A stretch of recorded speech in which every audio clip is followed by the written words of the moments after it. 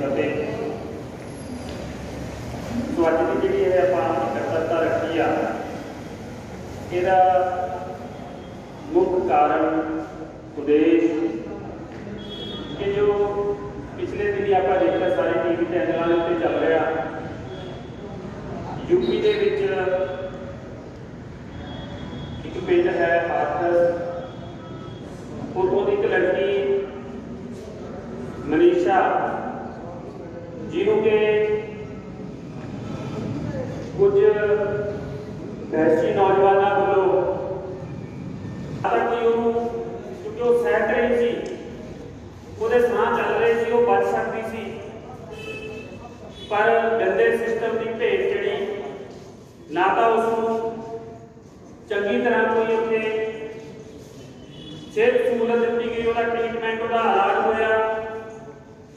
उस तो बाद जो वो पीड़ा वो दर्द ना सहार सकी, उसकी मौत हो गई, तो पुलिस ने उसनू रात को 1:30-2 बजे के करीब उसके परिवार को बिना दसे उसका संस्कार करता हूँ जलाता।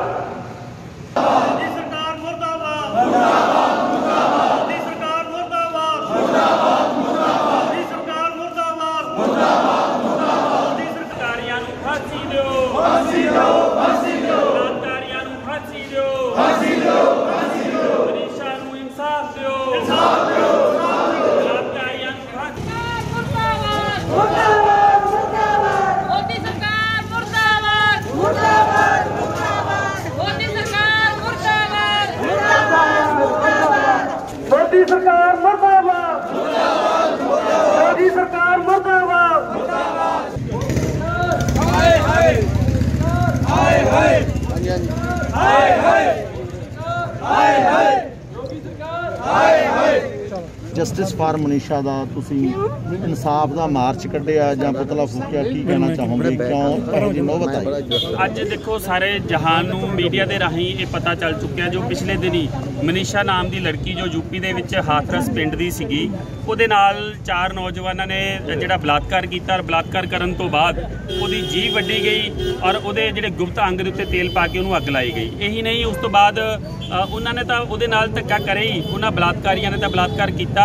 प्रशासन ने भी ਜਿਹੜਾ ਹੈਗਾ ਹੈਲਥ महकमे ने भी ਜਿਹੜਾ ਉਹਦਾ ਪ੍ਰੋਪਰ इलाज नहीं किया हैगा और वो पीड़ा ना सहारदी हुई ਉਹਦੀ मौत हो गई।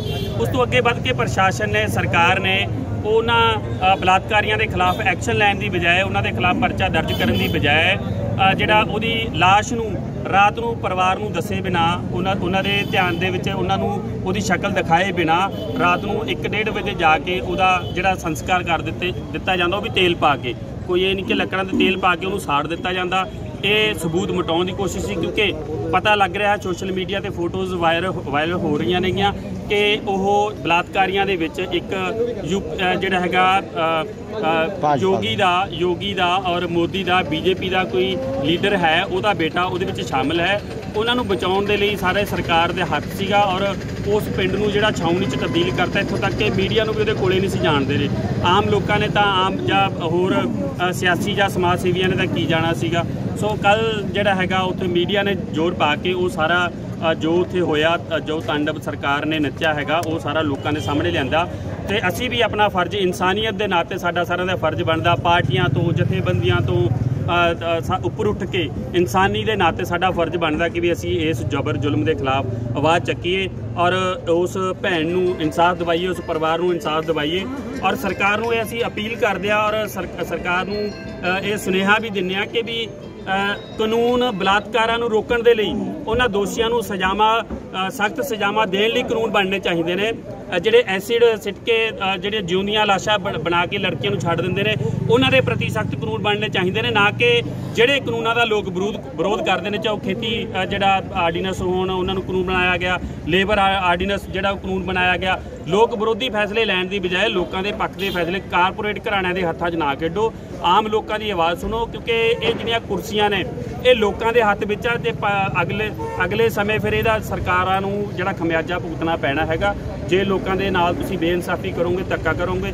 ਅਸੀਂ ਆਪਣੀ ਆਵਾਜ਼ ਬੁਲੰਦ ਕਰਨ ਆ ਰਹੇ ਹਾਂ ਕਿ ਮਨੀਸ਼ਾ ਨੂੰ ਇਨਸਾਫ ਮਿਲੇ, ਉਹਦੇ ਪਰਿਵਾਰ ਨੂੰ ਇਨਸਾਫ ਮਿਲੇ ਔਰ ਦੋਸ਼ੀਆਂ ਨੂੰ ਬਚਾਉਣ ਵਾਲਿਆਂ ਨੂੰ ਸਖਤ ਤੋਂ ਸਖਤ ਸਜ਼ਾ ਮਿਲੇ, ਤਾਂ ਕਿ ਹੋਰ ਜਿਹੜੀਆਂ ਲੜਕੀਆਂ ਨੇ, ਔਰਤਾਂ ਨੇ, ਸਾਡੀਆਂ ਭੈਣਾਂ ਨੇ, ਉਹਨਾਂ ਦਾ ਜਿਹੜਾ ਹੌਸਲਾ ਜਿਹੜਾ ਉਹ ਉਹਨਾਂ ਨੂੰ ਕੋਈ ਹੋਵੇ ਕਿ ਵੀ ਹਾਂ ਸਾਡੀ ਵੀ ਕੋਈ ਸੁਣਨ ਵਾਲਾ ਹੈਗਾ। ਇਹ ਕੋਈ ਪਹਿਲੀ ਘਟਨਾ ਨਹੀਂ। ਇਸ ਤੋਂ ਪਹਿਲਾਂ ਜਿਹੜਾ ਹੈਗਾ ਅਮਿਤ ਸ਼ਾਹ ਦਾ ਹੋਇਆ ਹੈਗਾ ਦਿੱਲੀ ਦੇ ਵਿੱਚ, ਜਿਹੜਾ ਹੈਗਾ ਨਿਰਭਇਆ ਕਾਂਡ, ਉਹ ਕਿੰਨਾ ਵੱਡਾ ਦੇਖੋ, ਉਹਦੇ ਤੇ ਐਜੀਟੇਸ਼ਨਾਂ ਹੋਈਆਂ, ਪਰ ਸਰਕਾਰਾਂ ਨੇ ਜਿਹੜੀਆਂ ਉਹ ਆਪਣੇ ਕਾਰਪੋਰੇਟਾਂ ਦੇ ਹੱਥਾਂ 'ਚ ਖੇਰੀਆਂ ਨੇ, ਸਿਰਫ ਕਮਾਈਆਂ ਵਾਲੇ ਜਿਹੜੇ ਉਹ ਰਾਹ ਲੱਭ ਰਹੀਆਂ ਨੇ, ਲੋਕਾਂ ਦੇ ਵੱਲ ਉਹਨਾਂ ਦਾ ਕੋਈ ਧਿਆਨ ਨਹੀਂ। ਅਸੀਂ ਇਸ ਚੀਜ਼ ਦਾ ਵਿਰੋਧ ਕਰਦੇ ਹਾਂ। ਇਸ ਜਿਹੜੀ ਬੇਇਨਸਾਫ ਦੀ ਘਟਨਾ ਹੋਈ ਆ, ਇਨਸਾਫ ਦੀ ਮੰਗ ਲਈ ਸਾਰੇ ਇਕੱਠੇ ਹੋਏ। ਸਾਡੇ ਬਹੁਤ ਹੀ ਸਤਿਕਾਰਯੋਗ ਹਲਕਾ ਭਦੌੜ ਦੇ MLA ਪਿਰਮਲ ਸਿੰਘ ਧੌਲਾ ਜੀ ਨੇ ਨੌਜਵਾਨਾਂ ਨੂੰ ਬੁਲਾ ਕੇ ਇਹ ਅੱਜ ਜਿਹੜਾ ਪ੍ਰੋਟੈਸਟ ਆ ਕੀਤਾ।